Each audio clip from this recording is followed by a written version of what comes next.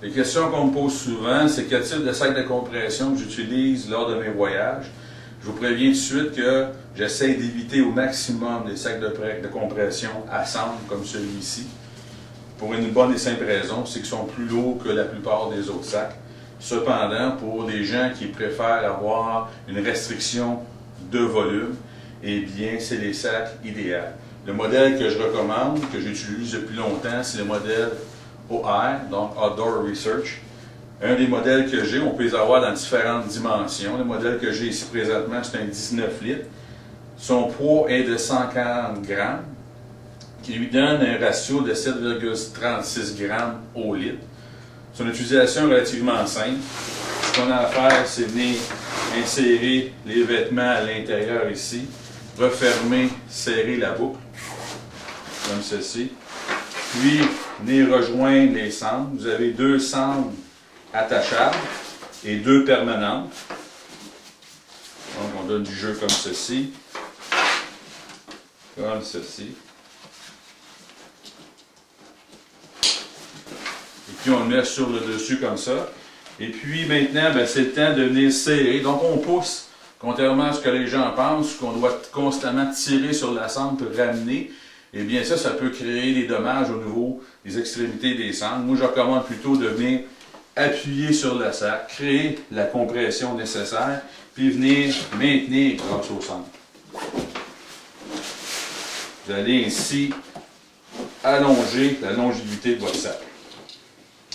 Je tiens à préciser que ça fait des années et des années que j'utilise ce type de sac-là à cendre et j'ai jamais vu une boucle s'endommager encore avec le temps. C'est des sacs très efficaces, très compressibles et puis comme vous pouvez voir, le volume, on peut le contrôler lors de la compression. C'est un très bon sac. Mais malheureusement, c'est son poids qui vient nuire le tout. Dans d'autres sacs que j'utilise, voici un nouveau modèle que je viens d'acquérir de la compagnie C2 Summit, qui se trouve être le modèle 13 litres nano. Je me le suis procuré parce que c'est un sac étanche, léger. On parle de 28 grammes annoncés sur le site. Sur ma balance, on parle de 30 grammes, qui me donne un ratio de 2,04 grammes au litre. C'est le modèle Ultrasil Nano Dry Sac que j'ai l'intention d'utiliser pour insérer mes 2 sacs de couchage en duvet. Je peux aussi insérer mes doudounes. C'est un sac extrêmement étanche. Je l'ai essayé sous la douche et puis très efficace. Lors de mes randonnées, malheureusement, il n'y a pas plu, mais la douche fait quand même un très bon test. C'est un sac que je recommande.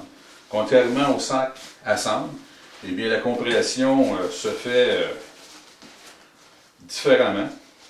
Alors, pour l'insertion, on a une grande ouverture avec un morceau de caoutchouc ici.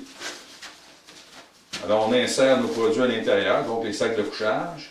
La manière que je travaille, c'est que je pince les 2 extrémités et puis je viens, encore une fois, peser pour compresser le tout. Je retire un peu et là, je viens refermer les mâchoires ensemble et je tourne approximativement 4 fois. Et je referme le tout grâce à sa boucle de plastique.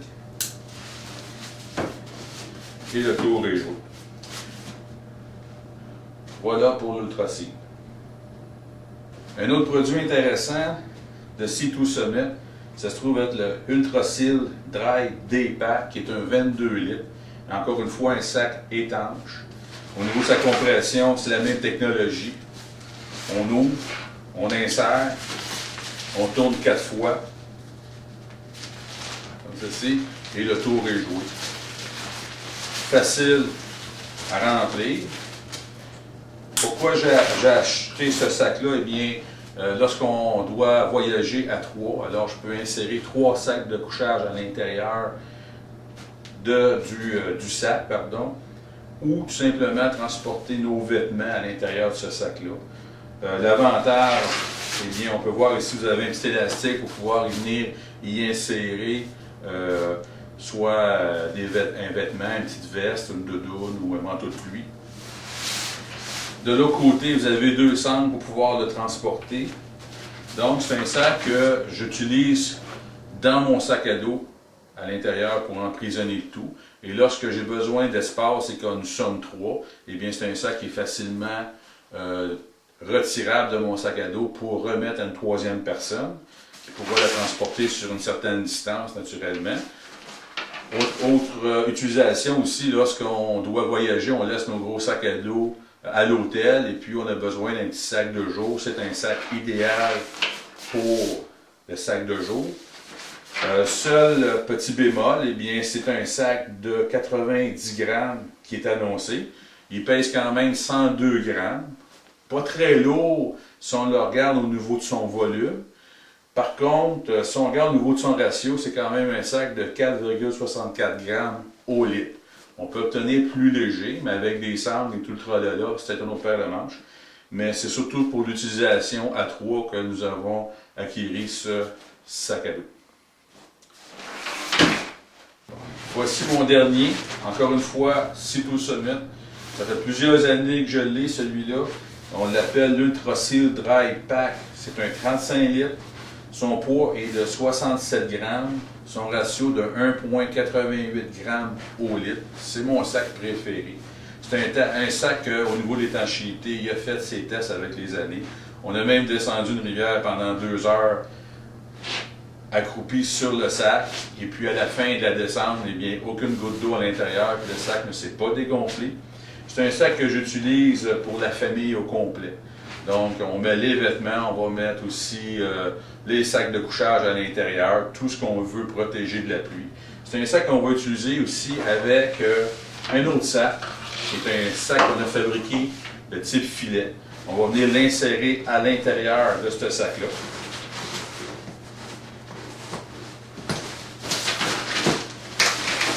Voilà, on vient juste l'insérer à l'intérieur et puis on fait comme la procédure avec les autres. On remplit, on ferme, on attache. Ça nous donne un sac en bas de 250 grammes facile. C'est un compagnon qu'on utilise régulièrement pour des courtes sorties autant que des longues sorties, tout dépendamment où on va se diriger.